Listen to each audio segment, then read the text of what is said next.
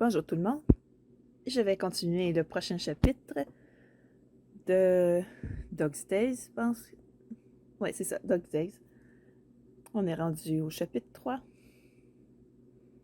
Non, c'est Dog's Love. Bon, c'est pas grave. Ah, un autre. Ouh. Peut-être une bonne fois. Pendant un instant, Bob a l'air choqué. Mais alors, un sourire perce son visage et il me semble encore battre plus fort. Ah, il a tellement... Ah, il a l'air tellement... Seth grimace et passe un bras sur les épaules de Bob. Joyeux anniversaire, patron! Bernard saute de joie et va en profiter pour souffler dans les langues de belle-mère. Dans les langues de belle-mère. Je n'ai jamais vu Bob sourire comme ça. Pas une seule fois. C'est différent de tous les autres sourires, non? Bien plus honnête. Je me sens rougir alors qu'il se tourne vers moi, nos regards se croisent. Merci, vraiment. Je ne sais pas quoi dire. Et pourquoi pas, vous êtes les meilleurs? Bob laisse échapper un rire, tend la main pour ébourifer les cheveux de Bernard d'une façon pleine de tendresse. Seth sabre une bouteille de champagne et nous traitons. Nous souhaitons la bonne santé à Bob, la prospérité au magasin et le meilleur pour nos vies. Encore un toast et je me tape la gueule de bois demain. Pendant une pause, Bob me donne un coup d'épaule, un verre de champagne à la main. Mais vraiment, merci.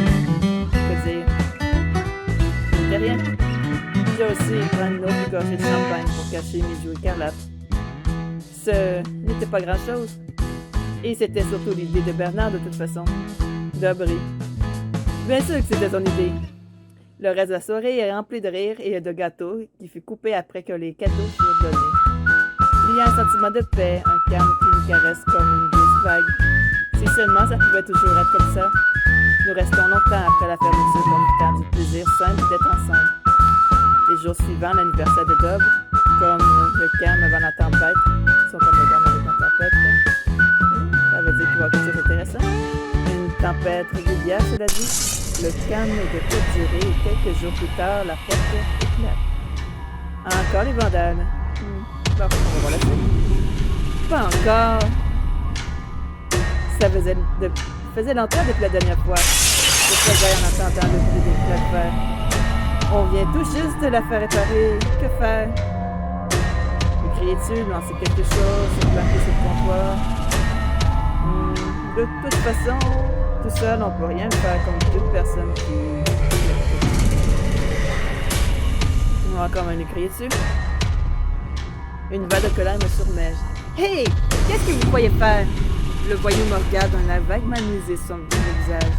Son partenaire sursaute, la surpris par ma déclaration. On dirait que la raclée de la dernière fois n'a pas suffi, hein? Alors, on est venu vous rafraîchir la mémoire? Les vandales s'abattent sur le magasin comme une tornade détruisant tout sur leur passage. Je me mords les lèvres, faisant fonctionner l'essai de crise pour trouver le moyen de les arrêter. Seth et Doug sont dehors. Bernard est à l'arrière. C'est mal barré, vraiment mal barré. J'esquive vers l'autre comptoir alors que le délinquant me fait voler sa batte. Il touche le mur des croquettes et il envoie les bouteilles de conserve aller au sol. Ils vont réduire le magasin en pièces. Hélénis, qu'est-ce qui se passe? Il arrive depuis la porte derrière les yeux grands ouverts. Oh, mais qui voilà? Ce serait pas le petit chiot? Voyons voir comment tu te débrouilles quand papa et maman ne sont pas là pour t'aider. Ils s'en prennent à Bernard en hurlant et ce dernier se défend en levant la main. Bernard, attention! Il se fait juste à temps pour esquiver le coup du voyou. Hélénis, tire-toi de là! Avant de te faire blesser. Secoue la tête indignée puis mets les manoué. Que faire? Partir?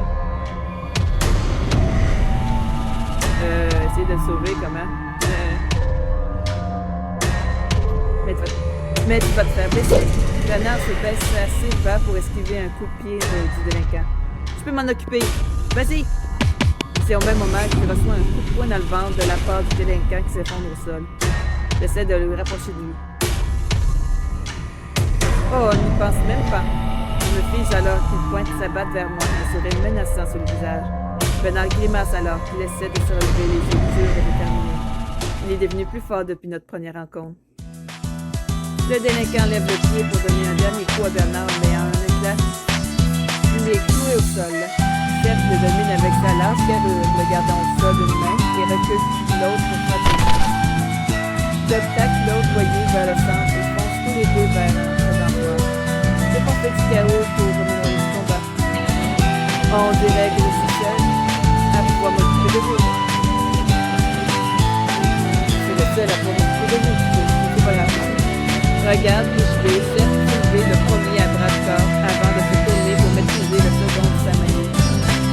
Je suis toujours aussi émerveillé de voir à quel point Seth est doué au combat comment ses mouvements sont fluides.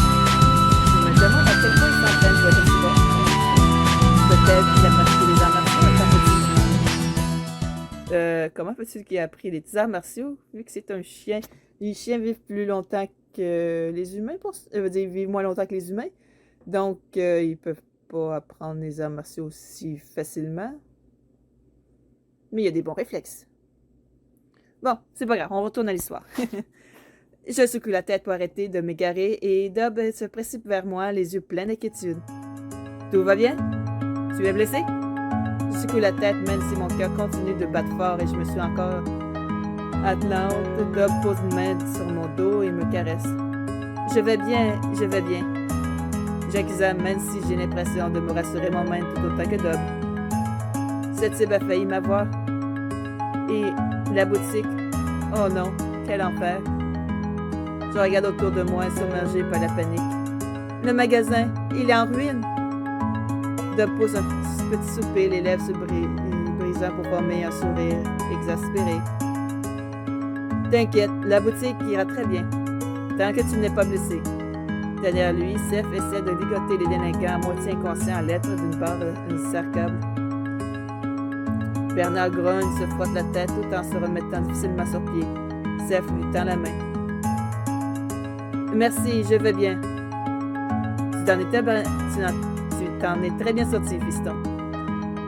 Il lui donne une tape chaleureuse sur le dos, ce qui lui fait trembler Bernard. Seth enlève la main à la fenêtre. Dehors, le son désormais familier des sirènes de police se fait de plus en plus proche.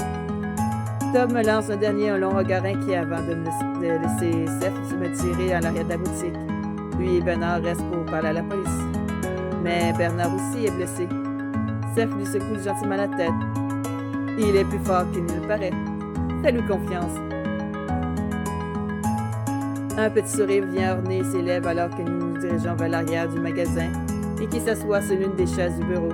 C'est la première fois que je me prends le temps de relâcher après tout cette débâcle. Et j'accuse coup de fatigue. Je m'effondre sur la chaise en enfonçant la tête dans les mains. Je peux encore les entendre fracasser le magasin. Je tremble et sens Seth poser une main sur mon épaule. Que devrais-je dire? Rester silencieuse. Je regarde la tête entre mes mains, me prenant pour une grande inspiration. J'attends Seth se tourner à côté de moi, alors qu'il me donne une autre tape réconfortante. Tout va bien? Je hoche la tête. Je sais. Tu es forte toi aussi, tu sais. Je laisse échapper un rire tremblante. Pas assez forte, apparemment. Eh bien, on sera toujours là, alors pas besoin de t'en faire. C'est à ce moment-là que la tête de Bernard passe à travers la porte pour nous dire de venir. La police peut prendre vos dispositions. Ils veulent nous poser des questions sur les voyous. Je jette un regard à Seth. Puis nous nous levons et suivons Bernard. Mais étrangement, je me sens bien plus calme que tout à l'heure, plus sûr de moi. Je n'ai plus peur. Pas tant que Seth sera là pour me protéger. Nous restons tard cette nuit. Le magasin en ruine et il y a tant à faire. Nous restons aussi tard que possible, mais finalement, Dob nous dit d'arrêter et de rentrer pour nous reposer. Ce fut une longue journée, et nous devons tous être au top de notre forme pour rester à la... Je recommence. Et nous devons tous être au top de notre forme pour le reste de la semaine. Surtout si on veut remettre la boutique sur pied avant le week-end. Bernard soupire. Je me demande combien de temps ils vont rester cette fois. Je fronce les sourcils en m'essuyant les mains sur le torchon. Pourquoi est-ce qu'un magasin rival se donne autant de mal pour nous attaquer? La jalousie n'est pas une raison suffisante. Bernard haut les épaules alors que Dob et Seth se regardent. Pour être honnête, nous n'en sommes pas tout à fait sûrs. On On sait seulement qu'ils pensent qu'il leur a volé leur cliente et leur boulot.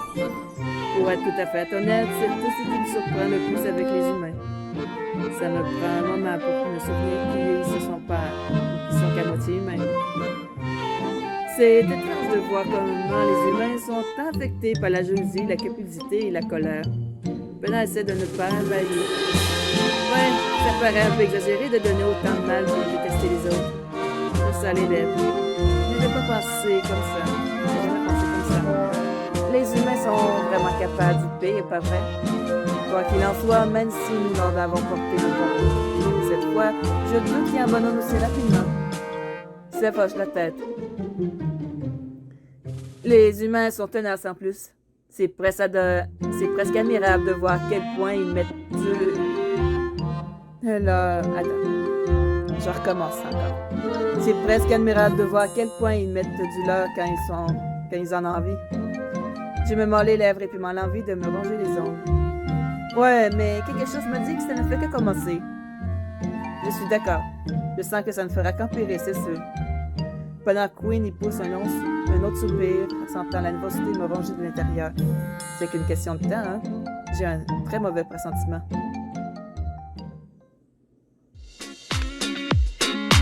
Fallait votre garçon, je suis vraiment pas doué, mais bon, c'est pas grave. De toute façon, le plus important, c'est de s'amuser. Passez tous une bonne journée, une bonne soirée et à la prochaine. Bye bye!